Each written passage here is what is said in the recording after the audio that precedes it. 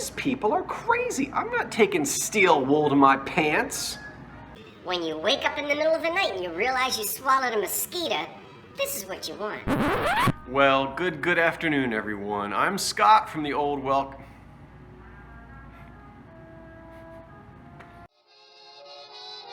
There's an old curiosity shop. Every once in a while I go by there for the fond recollections that lie there in that old curiosity shop. Well, good afternoon, everyone. I'm Scott from the old curiosity shop, welcoming you back to a living room corner thrift haul. It's Friday, July the 9th. The rain is finally passed through and has moved up to New England, I guess, or out into the Atlantic Ocean. And so, you know, they say sunshine always follows the rain, and we're having really nice weather here in the on the East Coast now. I'm in Philadelphia. I'm only about 60 miles away from the Atlantic Ocean. And I don't know if you've had a chance to do any swimming yet this summer. I hope so. Well, I have a lot of things I want to do today. I have a small thrift haul for you. These are items that are already photographed and listed currently up for sale in the old curiosity shop. And I will try to remember this time to put the link in the description box below. Sometimes I forget to do that. And then I'm going to show you a few things, just a few, that I purchased and I'm going to keep for my own collection.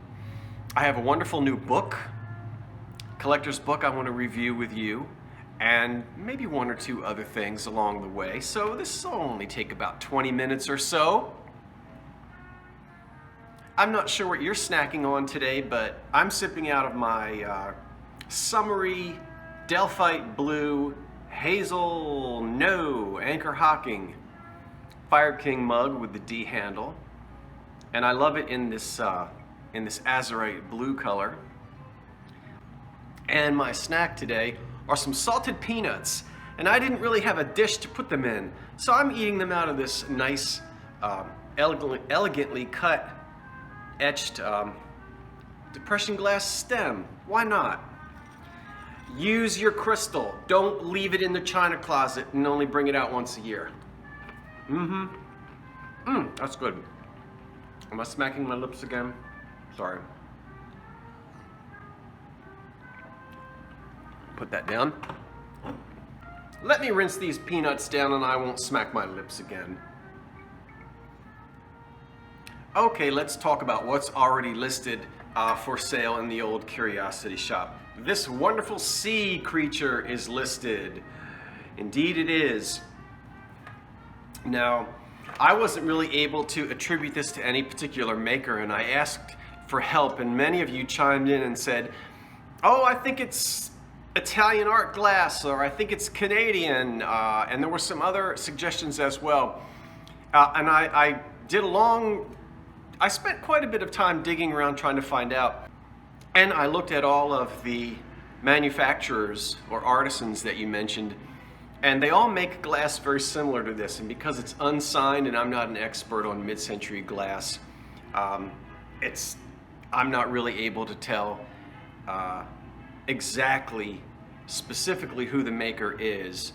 So I just listed it as, I think, in the sort of Italian art glass style. So there it is, and we talked about this in another video, so I won't go into it, but it's a very unique piece, that's for sure. Now here's an item that you'll often see referred to as a guest set, a tumble-up set, or a water set. And as you know, it's designed to sit on the bedside table, and you're supposed to put water in it. I suppose you could put anything in there you like, so that when you wake up in the middle of the night and you have a coughing fit, you don't have to trip on your bathrobe on your way to the kitchen. So there's the carafe. It's clear glass, completely unmarked on the bottom. And it's a matching set It's really nicely encrusted with gold around the top and the bottom. Rims. Sometimes these are made in, well, they're made in all different colors of depression glass. This with this gold etching on there, it really does remind me of the elegant glass that was made in the 1930s and 40s, so this could be that old. It's a nice item to have. We all have, you know, when you wake up in the middle of the night and you realize you swallowed a mosquito, this is what you want. Now I have 4 of these. I'm only showing you one because I don't want to balance 4 on my lap here and drop one. But there are 4 matching, and you certainly could drink coffee out of that, but you could also have soup in it. It's a nice large size. And I don't remember, I think I tested these, and I think this holds about 1.5 cups of liquid. So these are made by Holt Howard, and no surprise there. Holt Howard, 1962. Now I'm going to assume that that's the date there rather than some type of a production number. Copyright Holt Howard. And there are no chips or damage on these, no stains. I think there's probably a little bit of crazing. Yeah, you always get some crazing on pottery with glaze on it. Nice bright yellow color from the early 1960s.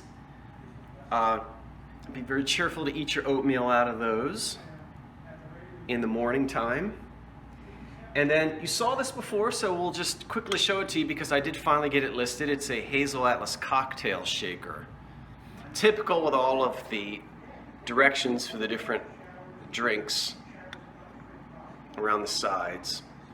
And it is marked Hazel Atlas on the bottom. That's the original aluminum lid,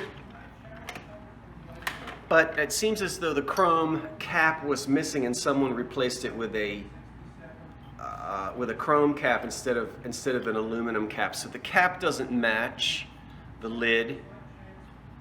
So, but it's quite nice anyway with the sailboat and the person golfing on the front. Probably the early 50s, I would guess, based on the style of that. And then this is a, well, an elegant cigarette box when cigarettes were elegantly displayed on the coffee table. And of course we can see it's made out of nice pressed glass. And it has a red glass lid, which is red glass, not flashed, with a rose on it. I think I have it upside down. Funny thing is, the dish itself is in perfect condition. The lid has chips, but only on one side. Look at all the little chippy chips along here. But just on that one side. Beats me. Yeah. So this would also make a nice little trinket dish for your dresser. Or, you know, throw your keys in there. So there would be several different uses for this. And this is, I don't know, could be the 1930s, could be the 1930s, 40s, 50s. Mid-century, it's kind of hard to exactly place it.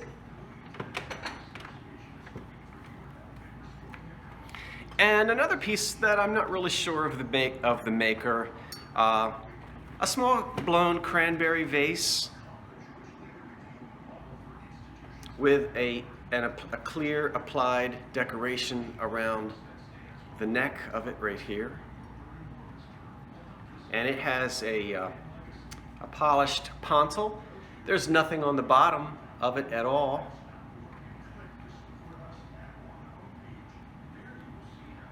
It's nice and heavy, and it's got nice deep cranberry color to it, as you can see. Put that up there. I think that's out of the way. Oh, over here. Before I forget, I don't know what you're having for dinner tonight, but I'm having Jersey corn.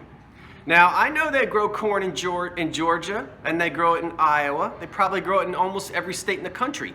But there's no corn like Jersey corn. And yes, I am a Jersey boy.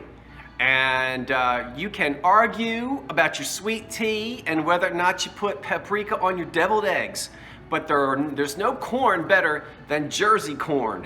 And it is well known in the Northeast. Good old Jersey corn, and I'm having some tonight.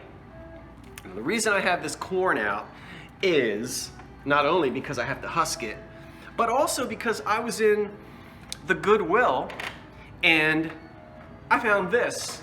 You see this wonderful hand-painted Bavarian porcelain plate? And it is very well painted. Now all it says on the back is Bavaria. I'm gonna show it to you, hold on. There is a signature, and I can't, the signature says EF. I think that's the first initial F. Keller, K-E-L-L-E-R. I haven't even looked up F. Keller. I don't know, Franny, Francis, Frederick. But whoever F. Keller is, they were pretty talented, I think. What say you?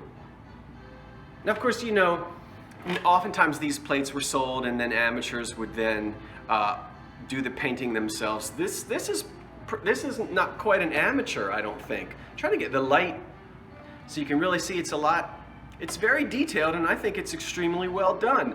There are a lot of corn collectors out there. And there were many, in fact, there's a corn museum somewhere out in the Midwest. Where is it? I've seen it on TV on PBS, I think.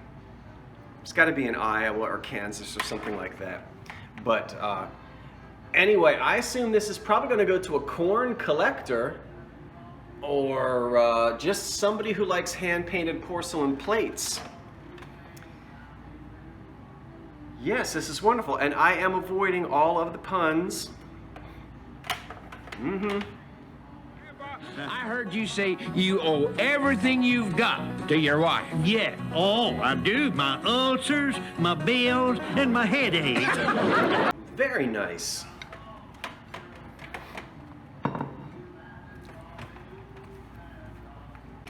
Just a few more items here, and it's a very Art Deco style. Actually, it's a silver-plated, quadruple-plated little bud vase there. Ooh, and it looks a lot like the 1930s, doesn't it? So I'm keeping this.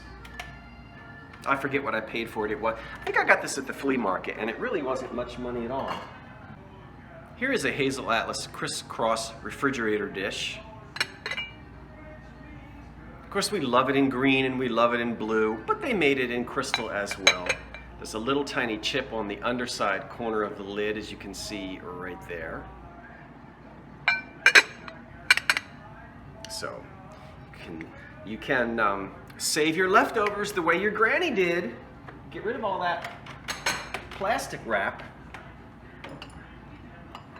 Now I also have, and this is still very collectible, a lot of people find Ray Pastels attractive. I do too. And I've got for you, well, you can see you can mix and match them. In this case, I've got the pink cup on the yellow saucer, and vice versa. But I've got 4 of these. So I've got 2 yellow cups and saucers, and I've got 2 pink cups and saucers. 8 pieces, yeah, 4 cups and saucers, all yellow and pink. There was also a blue and a green, which you can collect. And you'll see on the bottom they're clearly marked Ray Pastels. Very popular.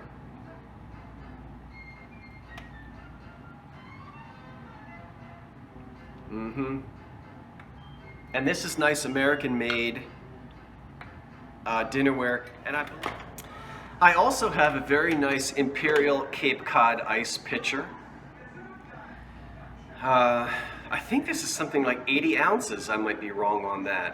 Of course, you know, the Cape Cod pattern, probably the most successful pattern Imperial came out with, and it was made from the early 30s into the 1980s, so it had a long life. This is the first time I've ever actually been able to buy the big water pitcher with the ice lip, and it of course is in really good condition as well. the Cape Cod pattern remains popular with many folks, and I'm happy to be able to offer this large pitcher in great shape. And sold by Tiffany and Company is this wonderful tea set, and it's a beautiful, well, I have the teapot and the cream and sugar. Let me show you all of the pieces quickly and then we'll take a close look. Here's the cream and the sugar. So sugar bowl with lid, creamer, or milk jug if you like, and teapot and lid. And it has a basket weave and berries. I think they refer to this as blackberry. I mean, that's the pattern, not my opinion. And a nice lid. And then we can see here, Tiffany and Company. Is it upside down? It sure is.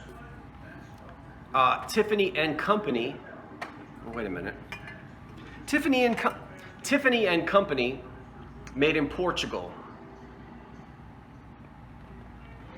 Now I think this set is maybe about 20 years old, so it's certainly not antique. Here's all three pieces again, and you can find several pieces to go with this. There are cups and saucers, there are plates, platters, so you can go hog wild if you really like this set. Many of you may know that I am an antique radio fan and collector. I like working on the cabinets and the electronics and getting them back in working order again. And I especially like radios from the early days, the 1920s and 30s. I also collect radio paraphernalia from that era as well, and ephemera. And I was really excited to find this radio log book. And we can tell by the microphone there, this is an early 30s pamphlet. And when radio was new, folks would have these little log books where in the evenings, and radio reception is usually best in those days in the evenings, you're fiddling with your tuned radio frequency set, and you would write down the frequency when you could actually find a station. It was an exciting thing to do, and log books were very popular. And so radio log books were very popular. This particular book was given away for free, and it's actually published by Dr. Miles Nervine. And it says here on the back, it says, "Are you sleepless, blue, cranky, restless? Do you suffer from nervous headache, nervous indigestion? Try Dr. Miles Nervine. I'll have to give that a try sometime. Liquid or effervescent tablets. I prefer the effervescent tablets. What say you?" And so there's old advertising in here, all the radio stations that were on the air at that time in the early 1930s. And that's something I'm going to add to my own radio collection. And finally, I was walking around a flea market yesterday, and a gentleman had boxes and boxes and boxes of collector's books. Well, you know how much I love my books. And he was selling them $2 each, or $3 for $5, an absolutely unbelievable price. I bought about 20 books. I'm only going to show you one today because the rest of them are still out in the truck. I only wanted to bring in one at a time so I would really study each book. And so the first one that I brought in, and I didn't even know this book existed, but it was written just for me. And it's called Depression Era Art Deco Glass. This is going to be a super great resource for me. And this is Schiffer Publications, of course. What a fantastic reference! And I'll just let you see a few of the pages Here's the Dance of the Nudes by Consolidated Glass. I'm still trying to find some of that. And then this is a wonderful black vase by Fenton. I'm sorry, by Fostoria, right here. And I love how the patents are included. So there's text in here. And then here's some wonderful Consolidated art glass.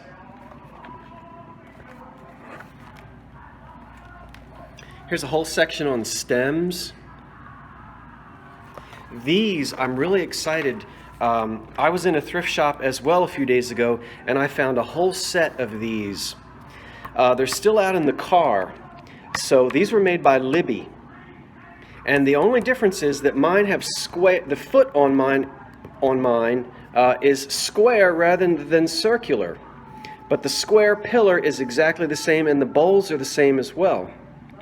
So I'm anxious to bring in these stems that are out in the truck and compare them to the ones in this book to see if they're actually old Libby glasses as well. So already this book is paying off because of the, and there's Manhattan by Anchor Hocking. So I am really enjoying, I leafed through the book quickly, but I'm going to be sitting down later and really spending some time with this book. I was excited to get it. And I promise you I'm going to be, Now let's end with something we haven't done in a while. It's time for one of our 103 household hints, brought to you by the First National Bank of Camden, New Jersey, circa 1948, 1947. All right, out of 1003, we're going to go to number 254. I just flipped 2. Let's see what this household hint is from 1948. To remove shine from a serge suit. Oh, I hate it when my serge suit gets shiny. What an embarrassment. What do we do? To remove the shine from a serge suit, dampen a sponge or cloth slightly and sponge the shiny parts quite thoroughly. While the fabric is still damp, go over it gently with fine steel wool. I'm not taking steel wool to my pants. No. Go over it gently with fine steel wool. Note, fine steel wool. Yeah, parenthetically. With this, stroke the fabric, covering about 6 inches of the suit with each stroke. Results will usually amaze you. Give new life to an old suit. I wonder if you're supposed to take the pants off first.